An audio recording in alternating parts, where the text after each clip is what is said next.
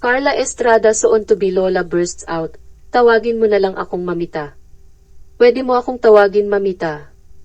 Pumutok ang excitement ni Carla Estrada sa pagiging lola courtesy of her newly wedded son Jesse Padilla and his wife Natalia Valdivia. Over the moon si Carla Estrada habang inaasahan ang pagdating ng isang sanggol sa kanyang pamilya.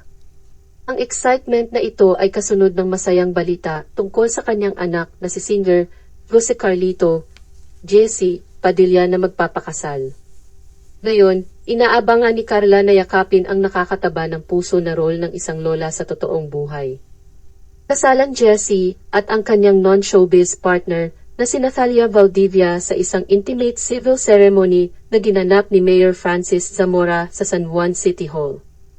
Doon, syempre, upang masaksihan ang espesyal na okasyon ay ang kapamilya aktor na si Daniel Padilla, ang nakatatandang kapatid ng groom.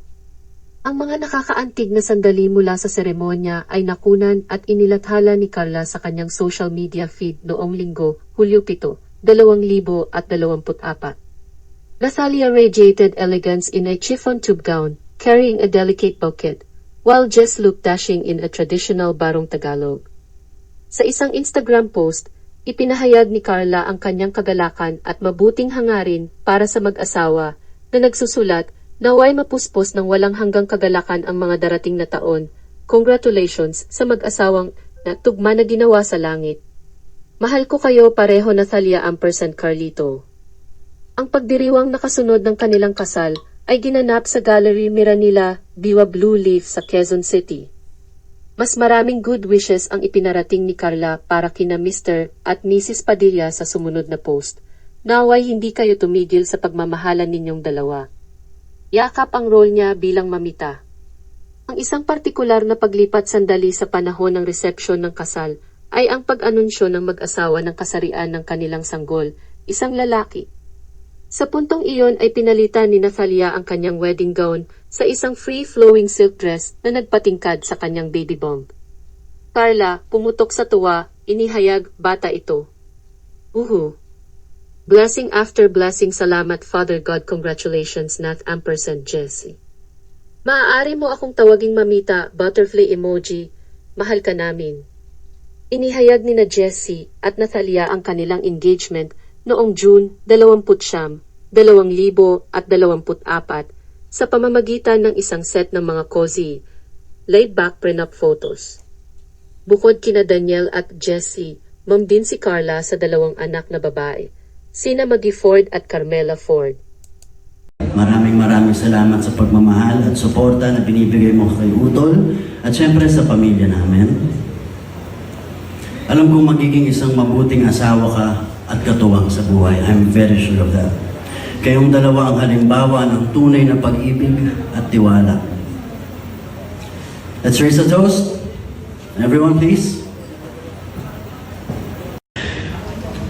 And of course, the baby.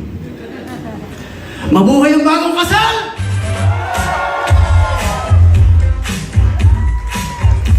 Mrs. JC and Natalia Padilla!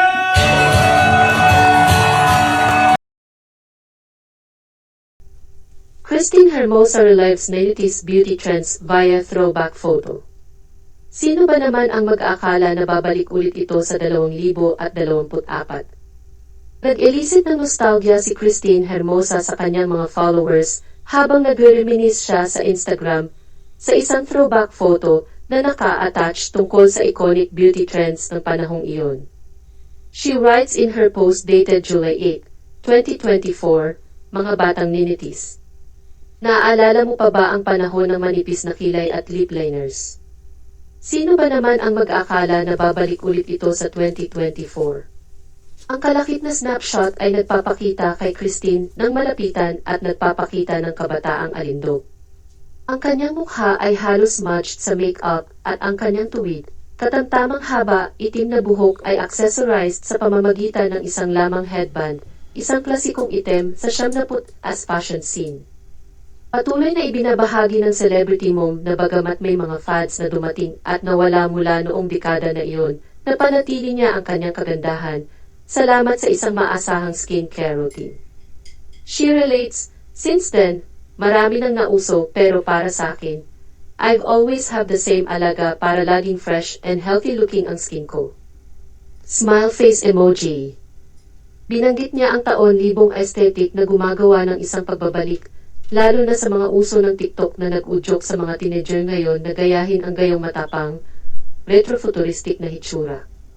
Patuloy itong nakaka-impluwensya sa kontemporaryong fashion at mga estilo ng pagpapaganda, tulad ng nakikita sa kagustuhan ng Gen Z para sa mababang tumaas na maong mga graphic shirt na may maraming mga logo, sombrero ng driver ng truck, mga labi na nagyelo, makintab na takip at payat na kilay. Ang beauty secret ni Christine. Matatanda ang bago pa man sumapit ang Valentine's Day sa 2023, ibinunyag ni Christine ang kanyang beauty secrets sa kanyang mga followers. Napag-usapan niya ito sa pamamagitan ng isang Instagram reel, habang naugnay sa mga manonood kung paano niya ipapapamper ang sarili lalo na kapag nakikipag-date sa kanyang asawang si Oyoboy Soto. Wow! Parang high school.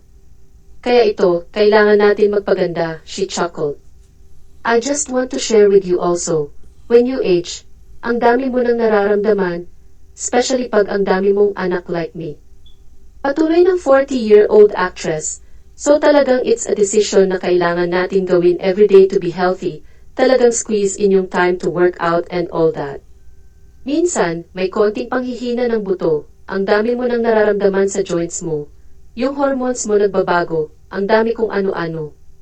Kaya kailangan nating labanan yun, guys. Hindi po pwedeng tumanda tayong haggard, she said, smiling. As for me, medyo challenging talaga, medyo mahirap, pero biwa God's grace, push. Incorporated sa kanyang daily routine ang collagen, isang essential supplement na pinagmumura ni Christine. One of the things na gusto kong share sa inyo, ako take collagen everyday.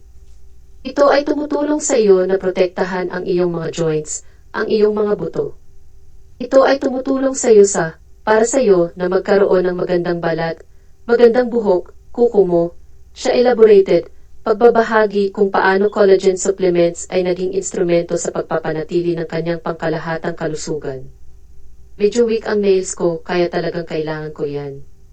Gut healing. Importante na healthy ang gut natin.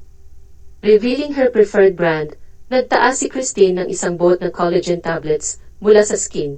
Kung curious ka lang kung ano ang ginagamit ko para sa collagen, ito ang ginagamit ko. Ito na ang isa. Tablet na siya, na pag nagmamadali ka, you can just take it. Other than tablets, she added, meron din silang Instafiles. So, ito naman yung parang ihahalo mo lang sa water. So, very, very convenient talaga para sa akin. Tsaka, shoot mo lang sa bag mo, di ba so doon. Bago matapos ang kanyang post, pinaalalahanan niya ang mga kapwa mommy at asawa, huwag kalimutan, laging magmukhang maganda at maganda ang pakiramdam para sa iyong mga asawa. Kasi hindi natin napapansin pero nakukuha rin nila yung energy natin. Bukod sa collagen, bumibisita rin siya sa kanyang dermatologist para sa ilang treatments tulad ng nakikita sa pahina ng Camiseta Skin Clinic mula noong 2019. Ayon sa isang post, nakakakuha ng Keporeless treatments si Christine kasama ang kanyang Ultherapy at Ultimate Hydrofacial Sessions. Inilalarawan ng Camiseta Skin Clinic ang Keporeless bilang isang paggamot ng pore perfector na gumagana upang maalis ang double chin, contour ang mga panga, at minimize ang hitsura ng pores sa mukha at ang ilong ng permanente.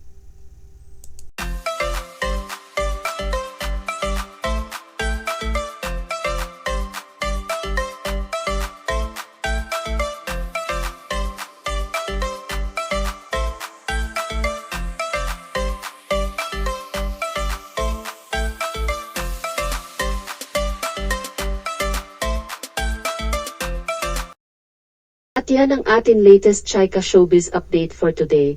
Huwag kalimutan mag-subscribe for more showbiz updates.